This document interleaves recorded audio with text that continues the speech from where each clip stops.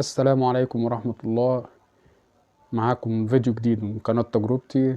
إن شاء الله زي ما وعدتكم المرة اللي فاتت الفيديو دوت عن محمد السيد دكتور الموتوسيكلات.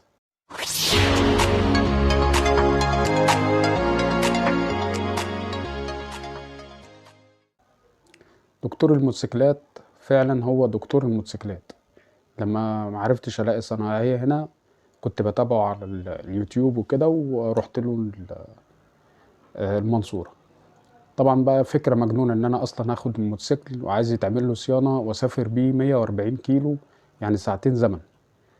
فحتة السفر دي كانت مغامرة، وموتوسيكل صيني، وطبعا كلكم عارفين يعني ايه سفر بموتوسيكل صيني.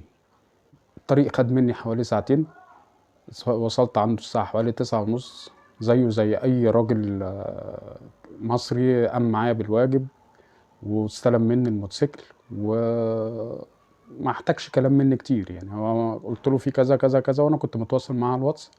ما احتاجش مني اي تفاصيل. قال انا هظبط كل حاجه وهشوف لك كل حاجه.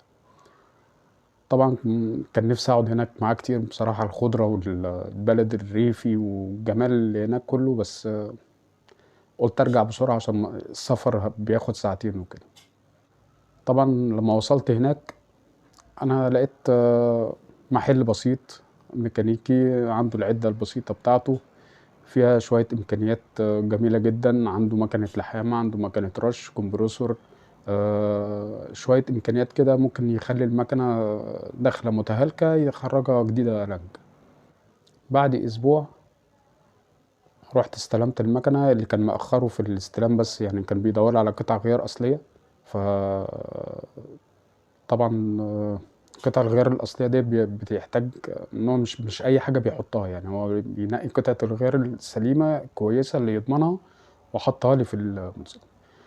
المفاجأة بقى إن هو مجدد لي حاجات كتيرة أنا ما قلتلوش حاجة فيها أصلا. يعني رشش لي الجنوط ومظبط المساعدين ومنجد الكرسي الوراني، وحطيت لي شوية استيكرات، وبصراحة يعني مخلولي شبه جديد. المفاجأة اللي خلتني بقى لفيت حوالين نفسي لما جيت احاسبه. طبعا انت عارف يعني موتوسيكل ان انت تقلبه من 150 سي سي ل 200 سي سي بيتكلف هنا في مصر حوالي 4000 جنيه، او على حسب الميكانيكي بقى. المفاجأة ان هو كان مغير لي بطارية وعمل الحاجات اللي انا قلت عليها ديت، وغير كل حاجة جوه الموتور. ولقيته بيقول لي الحساب 2600 جنيه. فبراجع معاه الحساب، وبعد ما دفعت له الفلوس فبقول له انت في حاجات حطيتها في الموتوسيكل وما حسبتنيش عليها. قال لي لا، أنا مش معقوله تجيلي من القاهره لغايه هنا وما ومش معمل معاك واجب يعني. فبصيت له كده وحلفت عليه ان هو ياخد فلوسه، ورفض فعلا. مشكله محمد السيد ان هو يعني بيقول لي انا بسمع عندكم حاجات في القاهره اسعار انا مش متخيل. يعني فتحه الموتور عندكم ب 700 جنيه وب 600 جنيه. ليه يعني؟ فقلت له يا محمد تعالى افتح عندنا. قال لي والله انا بفكر من كتر الناس اللي بتجيلي من القاهره ان انا اجي افتح عندكم فعلا. بس مشكلته ان هو خايف هنا من الميكانيكيه ان هم يزنقوا عليه ويقفلوا عليه. وانا قلت له تعالى ومالكش دعوه، وده رزق بتاع ربنا. هو فعلا كان فاتح قنوات قبل كده واتقفلت بسبب ميكانيكيه. مش عارف يعني عملوا حاجات في القناه كده قفلوها له بسبب ان هو كان بيقدم كورسات مجانيه هم بياخدوا عليها فلوس دلوقتي. ممكن تقفل مكنه وتقفل موتور على الفيديو وانت معاك العده بتاعتك. وانا نصيحتي لكل واحد بيدور عايز يعمل صيانه للموتوسيكل بتاعه وفشل ان هو يلاقي ميكانيكي كويس هنا في القاهره.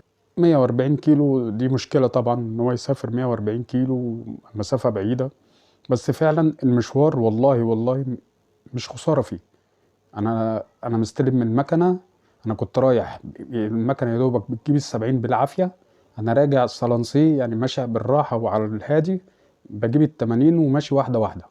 مش عارف اجرب المكنه. الغيار الاولاني بيجيب ال30. دي طبعا المكنه اللي معاه دايون 7 يعرف يعني ايه مكنه دايون 7 شاسيه تقيل.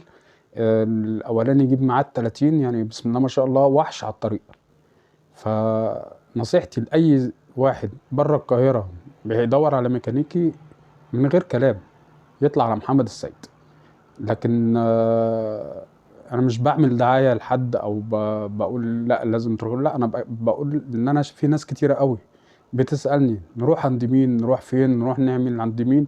فانا خلاصه تجربتي ان انا اتواجهت مع اتنين، محمد السيد الله يبارك له، وعمرو ابو دقه. وانا قلت هعمل الفيديوهين دول، فيديو عن محمد السيد وادينا اهو بقول لكم التفاصيل، وهسيب لكم ان شاء الله في صندوق الوصف تحت الرابط بتاع القناتين بتوعه والرقم تليفونه اللي عليه الواتس، واي تفاصيل تخصه هسيبها لكم في صندوق الوصف. وان شاء الله باذن الله الفيديو الجاي باذن الله هيبقى عن عمرو ابو دقه.